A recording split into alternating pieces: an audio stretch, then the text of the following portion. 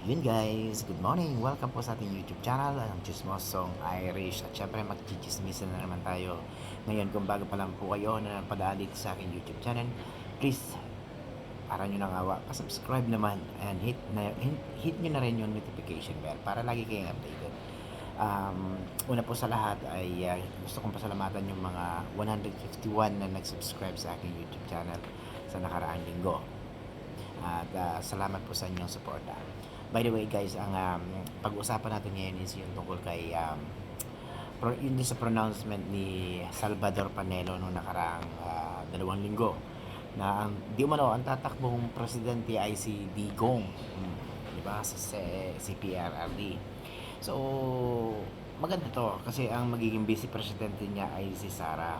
Okay, ito ay plano talaga na gawin nila kasi both beneficial to sa kanila kasi una sa lahat, kung si Digo nga naman ang mananalong presidente at mananalong vice presidente ang kanyang anak, ay pwede niyang iwan yung pwesto niya anytime kung sakasakaling hindi na niya kayang gampanan yung kanyang tungkulin bilang isang presidente, magkasakit siya or sa kasawiang palad namatay.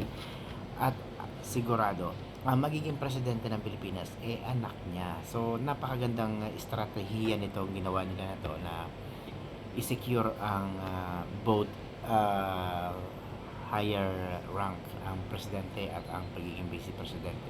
Ito ay isang magiging challenge para sa mga oposisyon or sa katulad ngayon kan Bongbong Marcos, uh, team nila, medyo mahirap tong gibain kung tatapatan nila tong tandem na to. So nakikita ko lang potential dito na tandem din na pwedeng tumapat kay Sara Duterte at saka kay Digong ay syempre yung malakas din. So ang labanan kasi is yung ano ba yung gusto ng tao. Alam naman natin, kahit na binabalot ng kontrobersya itong si PRRD, malakas pa rin yung connection nito sa mga tao. And syempre, maraming tao talagang naniniwala na tumino yung Pilipinas.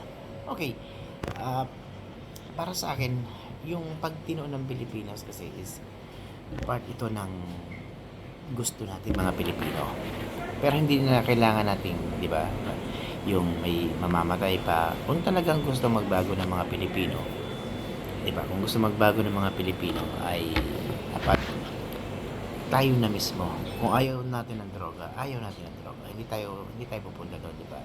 Kasi yun eh. Pero kung nandoon ka sa drug at gusto mong tumigil, pwede naman tumigil eh. Ah, pwede kang tumigil, wag mo nang hintayin patay ka para tumigil ka. So, parang ano yun eh, kung gusto mong yumaman, magtrabaho ka. Ganun lang yun eh. Yun yung ano ng sistema.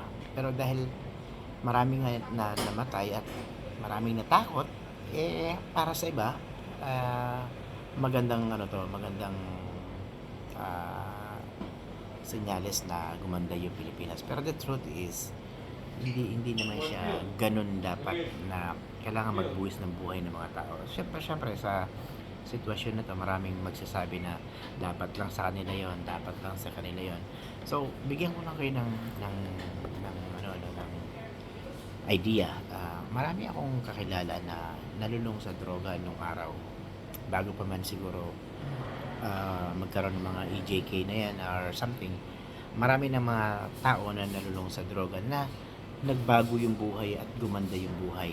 At ngayon ay tumutulong sa kapwa nila dahil alam nila na yung pinagdaanan nila ay madilim.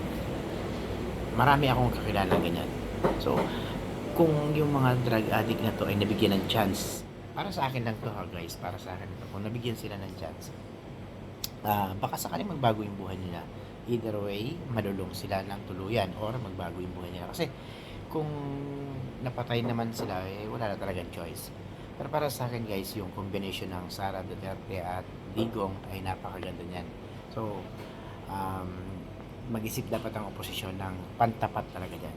BP Leni Robredo, pwede siyang tumakbo vice president, tapatan niya si Sara, may laban. Pero yung para sa pagka-presidente, hindi ko lang alam kung saan pwede nilang itapat. Yun lang sa akin guys. Maraming salamat at huwag kalimutan yung hit yung notification bell at mag-subscribe. Salamat.